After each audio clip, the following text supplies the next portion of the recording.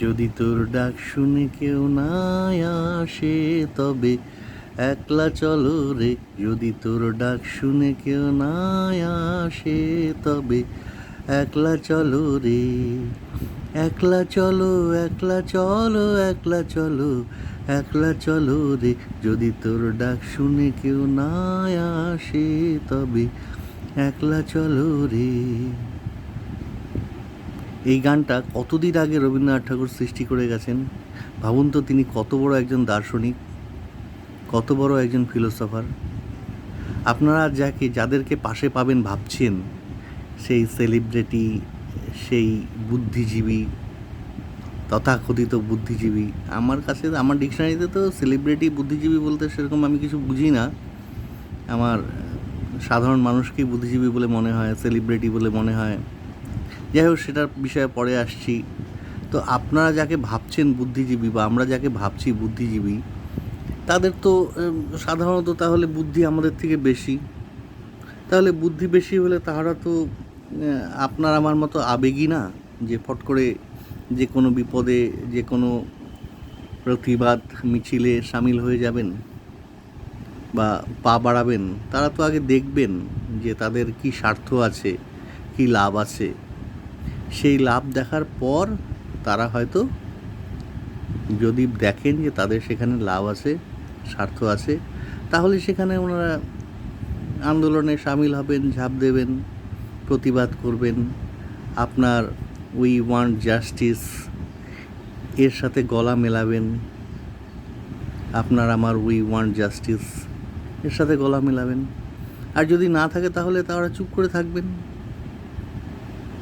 আর বুদ্ধিজীবী কারা? বুদ্ধিজীবী আপনি, আমি, সাধারণ মানুষ। বুদ্ধি প্রত্যেকটা মানুষের মধ্যেই আছে। যিনি একজন কোবলার, জুতো সেলাই করেন, তারও তো বুদ্ধি আছে। তিনি তো বুদ্ধি লাগিয়ে জুতোটা সেলাই করেন। বুদ্ধি না থাকলে তো তিনি করতে পারতেন না। একজন টেইলার, যিনি জামা কাপড় সেলাই করছেন, তার কি বুদ্ধি নেই? তিনি কি বুদ্ধি প্রয়োগ করেন না নিজের কাজের সময়? বুদ্ধিটাকে তো লাগিয়ে তিনি কাজটা করেন সঠিকভাবে। তারপর আমরা সুন্দর সুন্দর জামা কাপড় পরতে পারি। একজন শিক্ষক মহাশয়, যে আজকের তথাকথিত বুদ্ধিজীবী, তাদেরকেও তো এই শিক্ষক মহাশয়রাই কোনোদিন পড়িয়েছেন। তাহলে শিক্ষক মহাশয়রা বুদ্ধিজীবী। ব্যবসায়ী যে ব্যবসা করেন, তিনি তো ব্যবসাতে বুদ্ধিটা লাগান, তাহলে তিনিও বুদ্ধিজীবী। তো বুদ্ধিজীবী কে? বুদ্ধিজীবী আমি, আপনি, সকলেই। আর সেলিব্রিটি কারা? আসল সেলিব্রিটি কারা? যারা অতন্দ্র প্রহরী, দেশকে পাহারা দিচ্ছেন, দেশের সেনানী, সিয়াচিনের মতো জায়গায় মাইনাস টেম্পারেচারে দেশকে পাহারা দিচ্ছেন, দেশের জন্য প্রাণ দিচ্ছেন, তারাই তো সেলিব্রিটি।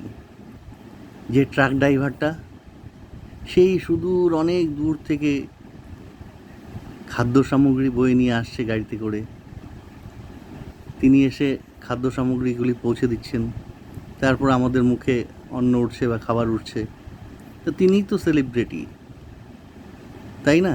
তাহলে সবাই সেলিব্রিটি, সবাই বুদ্ধিজীবী। তাহলে আমরা ওই তথাকথিত কয়েকজনের ভরসায় পড়ে থাকবো কেন? ওনারা তো নিজেদের স্বার্থ না হলে তো ওনারা আসবেন না, এটা তো সাধারণ ব্যাপার। তা আমি ওনাদেরকে অসম্মান করতে বলছি না, মানুষকে অসম্মান করা কাজ না। সবাই সবার জায়গায় থাকুক, সম্মান নিয়ে থাকুক, বেঁচে থাকুন তারা। কিন্তু আমাদের সেই আশা করাটা ভুল। আমাদেরকে আমাদের কাজটা এগিয়ে নিয়ে যেতে হবে, আন্দোলনটাকে এগিয়ে নিয়ে যেতে হবে। এবং আমাদের বিচার, আমরা আর তো কোনো কিছু না, কারো বিরুদ্ধে কিছু না।